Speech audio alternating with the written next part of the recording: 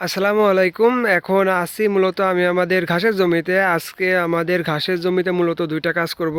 প্রথমত আর কি সার দিতে হবে, আর দ্বিতীয়ত সার দেওয়ার পর বাসায় যেহেতু মোটর আছে, মোটর দিয়ে পানি দিব।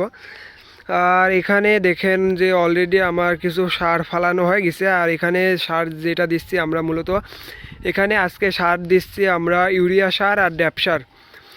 আর এখানে যদি সারের পরিমাণ বলি তাহলে এখানে 5 কেজি পরিমাণ ইউরিয়া সার আছে। আর এর আগে বাসায় 3 কেজি মতো ড্যাপ ছিল। ড্যাপ সার বা কালো সার যেটা বলেন কি, এই যে দেখতেই পাচ্ছেন যে সার অলরেডি ভুয়ে যেহেতু দেওয়া আছে, অল্প এখন মাত্র আছে, এগুলো দেখানোর জন্য আর কি। এগুলো এখন ছিটাই দিতে হবে। আর সার দেওয়ার পর আমার মূল কাজ যেটা হবে এটা হচ্ছে পানি দেওয়া।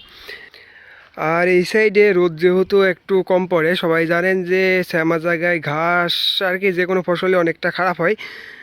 আর এই জন্য আর কি এই সাইডে জবের অবস্থাও তেমন একটা ভালো না, আর খেসারি মাঝে মাঝে এক আধটা বের হয়েছে। আর এই যে এই পাশটাই তুলনামূলক একটু রোদ লাগে, এই জন্য দেখতে পাচ্ছেন যে এই পাশে ঘাস আর জব দুইটাই আর কি অনেকটা ঘন হয়েছে।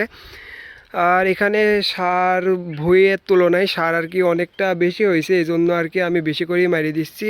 ঘাসে সার বেশি দিলে তেমন কোনো সমস্যা হবে না, যদি সার দেওয়ার পর পানি দেওয়া হয় তাহলে এইটা আর কি অনেকটাই ভালো। আর যেহেতু সার কিছু বাঁচছে, এই জন্যই যে এই পাশে আমাদের কিছু আম গাছ আছে, আম গাছের গোড়ায় সারগুলো দেওয়ার চেষ্টা করব।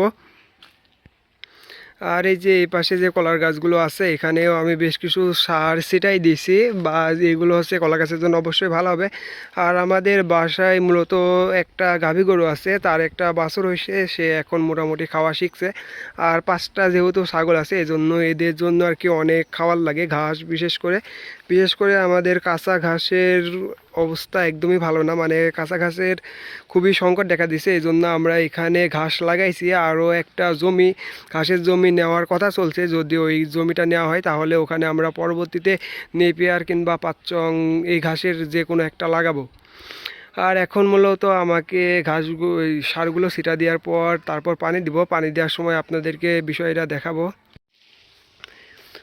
আর এখানে আমার আর পাইপ পাড়া কমপ্লিট, এখন মূলত সম্পূর্ণ ভুঁয়ে পানি দিতে হবে। পানি দিতে যদিও বেশি খুব একটা পানি দিব না, কারণ মাটিতে পর্যাপ্ত পরিমাণ রস আছে। যেহেতু সার দিলাম এই জন্য পানি দিব, সর্বোচ্চ পানি দিতে এখানে আধা ঘন্টা সময় লাগবে। আর সাবমার্সিবল মোটর হওয়া সত্ত্বেও এখানে পানির যথেষ্ট ফোর্স আছে, এই যে দেখতেই পাচ্ছেন যে পানি অলরেডি যা হচ্ছে, এভাবে পানি দিলে আর কি আমার খুব বেশি সময় লাগবে না, আধা ঘন্টা মতো পানি দিব। আধা ঘন্টা পানি দিলে আশা করা যাচ্ছে যে হয়ে যাবে।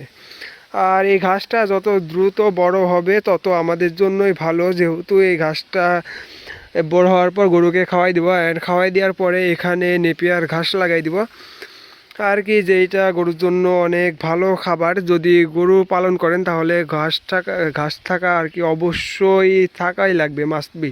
ঘাস না হলে গরু পালন করা আর কি অনেকটা কেমন কাজ আর কি, ব্যয়বহুল। ঘাস থাকলে অবশ্যই খরচ কম হবে। আর আজকের ভিডিও এই পর্যন্ত, পরবর্তী অন্য এক ভিডিও নিয়ে আসবো। সবাই ভালো থাকবেন। আসসালামু আলাইকুম।